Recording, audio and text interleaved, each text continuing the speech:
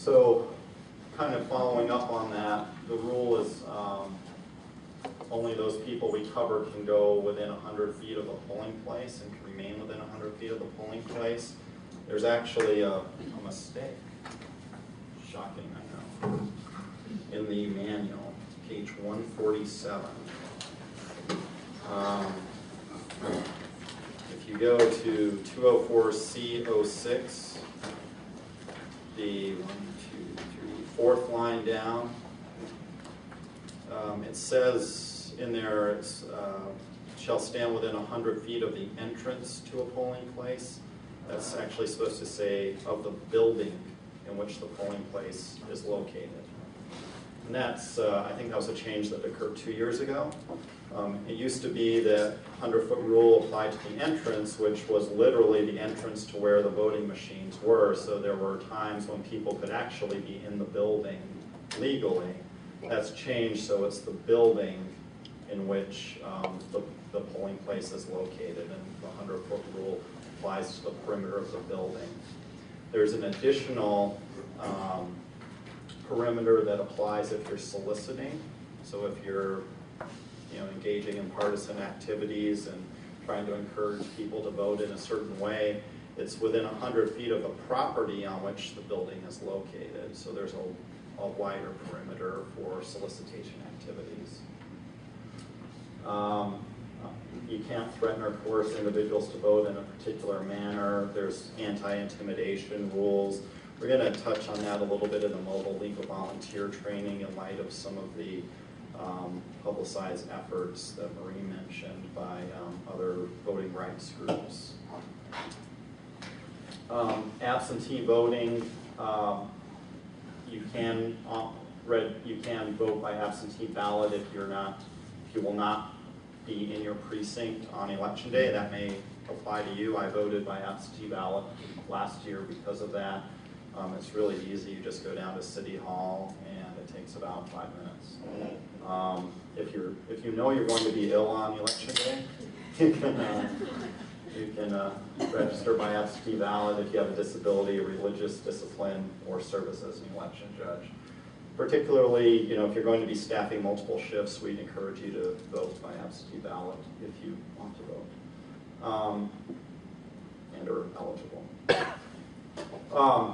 So one of the changes in the law this year, as opposed to 2008, does relate to absentee ballots, which you may have heard were an issue in the Coleman-Franken election.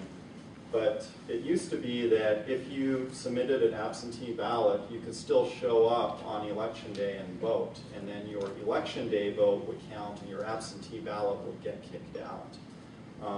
Now, if your ballot's been accepted the 4th day before the election, you're not allowed to go cast another ballot, and your absentee ballot will stand. So within that 4-day period, it's frankly unclear in the statute what happens, but I think that the election day, so if you submit an absentee ballot, the 3rd day before the election, and then show up at the election at your precinct and vote, I think your precinct vote counts, but it is a kind of gray area in the statute. And there is a new feature on the Secretary of State's website. If you vote absentee, you can track your absentee ballot.